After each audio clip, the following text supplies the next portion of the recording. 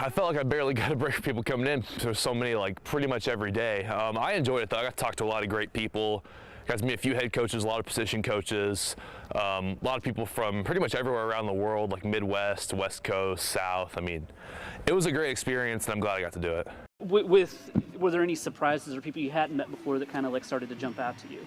I mean, there was a couple of new schools that came in that I've never visited before. I knew a lot about the Oregon staff prior to them coming, but they came twice.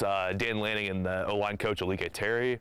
USC's O-line coach, Josh Henson, came by. He has some Mizzou ties. That's kind of how I know him.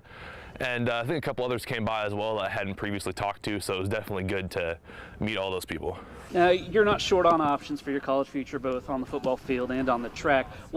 How important it is for you as a recruit to get the face-to-face time with these coaches? I like it. I mean, it's good. It's a good way to meet a lot of people that I'm going to go visit before I get to go visit them, so I can kind of get a preview of what it's going to be like. A lot of times, whenever a coach is good, that'll definitely help out. So, yeah, I think it's pretty important. Do you know how many offers you're up to offhand or at ballpark? 25. 25 offers, and I'm guessing every FBS or every major conference at this point. Has anybody stood out in this point to you in the way they've recruited you or the effort they've put in? I'd say there's honestly a lot of schools you could put up there. My recruitment's pretty wide open, so I mean, there's not really like a true favorite or anything, but I could probably just start naming schools like Georgia, Mizzou, Nebraska, Bama. I don't know exactly how that will be with Saban leaving, but they were in there for a while. Oklahoma, Arkansas, Tennessee, Oregon. There's several others. There's a lot of schools that are going relatively hard right now. Obviously, I'm not an official recruit yet, so it's not really like as hard as they can go. I'm not getting calls like every day because that's illegal according to the NCAA rule book, but I'm definitely about as hard as they can go is kind of how they're going right now. Now, I see every time Coach Perry tweets or you tweet and you quote tweet, someone comes visit and then the fans hop in there in the mentions. How is that for you, like seeing the fans getting engaged with you? It is really interesting for sure. I did not know it was like that big of a thing within fan bases, especially online. I had no clue it was that big, but I've seen a lot of it. The Oklahoma people go pretty hard. The Mizzou people probably go the hardest of anybody, honestly.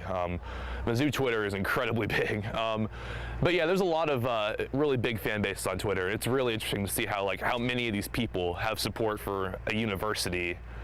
It's something for sure. It shows how broad college football can be. And do you have a timeline on kind of when you want to start cutting things down and like figuring out like maybe a top 10 or whatever that is? Honestly, I'm not even 100% sure. It'll be for, it might be within like 6 months to a year, somewhere in there. Like, it'll be a while. It will not be for, it basically around the time I can take official visits and when I'm going to start narrowing stuff down so I can be at practice over the summer, not to be somewhere every single weekend. But I think before that, there's no reason to make any decisions or cut anybody out. I think I'm going to hear what everyone has to say. Then once it's time to make a decision, I'll think about making a decision. And then how much are you paying attention to the track opportunities for some of these programs? Like, is that something you're really thinking about? I'm paying attention to it a pretty fair amount. There are definitely a lot of schools that have great track opportunities because, I mean, they're big schools with a lot of funding for the track program, at least some of them do. I know a few that jump out to me are Oregon, Nebraska have really solid track programs right now.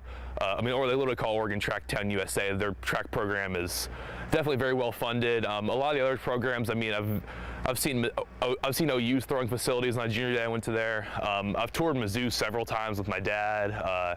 Arkansas, some solid throwing facilities. There's a lot. Georgia, another one. I don't want to leave them out.